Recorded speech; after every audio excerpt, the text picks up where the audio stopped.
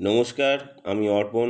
আর আজকে আনন্দবাজারের যে খবরটা এসছে সেটা হচ্ছে আমাদের 546 জন ক্যান্ডিডেট আছি, যারা high school to high school join করেছিলাম আমরা আমাদের প্রমোশনাল বেনিফিট পাওয়ার জন্য বা বাড়ির কাছে আসার জন্য। তো ওই 2-3 বছরে মোটামুটি আমাদের উপর দিয়ে যে ঝড় গেছে এবং যে মানসিক যন্ত্রণার মধ্যে দিয়ে আমরা গেছি, তো আমাদের অনেক শিক্ষা হয়ে গেছে। আমাদের এই সিলেকশান প্রসেসে কোনোভাবেই আমাদের কোনো থাকার ইচ্ছা নেই। তার কারণ হচ্ছে আমরা যতক্ষণ না আমাদের প্রিভিয়াস সার্ভিসে জয়েন করব সুপ্রিম কোর্টের অর্ডার অনুযায়ী, আমরা আমাদের কোনো বেনিফিট পাবো না 15-20 বছরের চাকরি। তো আমরা যেটা ডিসিশান নিয়েই নিয়েছি, এই 546 জনের মধ্যে সিংহভাগ অর্থাৎ 99 থেকে 100% ক্যান্ডিডেট, তো তারা যেটা করবে সেটা হচ্ছে আমরা আমাদের প্রিভিয়াস সার্ভিসেই চলে যাচ্ছি, জয়েন করব এবং কোনোভাবেই আর এই সিলেকশান প্রসেসে আমরা থাকতে চাইছি না।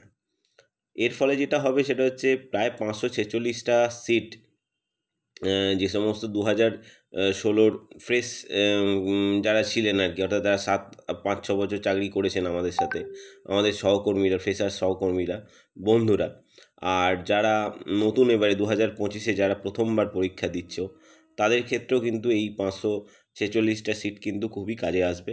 তার কারণ হচ্ছে আমরা যে ক্যান্ডিডেট আছি, আমাদের যে 10 নাম্বার বা এই যে ফ্যাক্টরগুলো আছে বা ভ্যাকেন্সি, সেটা কিন্তু আমরা এই কম্পিটিশানের মধ্যেই আসছি না। আমাদের আমার আমার নিজের তো আমি যে ডিসিশান নিয়েছি, আমাদের তো কোনো ইন্টারভিউতে পার্টিসিপেট করারই কোনো প্রয়োজন নেই। অতএব সবাইকে ধন্যবাদ জানাই এবং আমাদের এই দ্রুত রিজয়েনিং যাতে তাড়াতাড়ি হয় সেটা রাজ্য সরকার যেন ব্যবস্থা করে। এর ফলে যেটা হবে, যারা চাকরিহারা এবং যারা নতুন এবার SLST পরীক্ষা দিয়েছ, দুজনকার ক্ষেত্রেই কিন্তু সুবিধা হবে। ধন্যবাদ।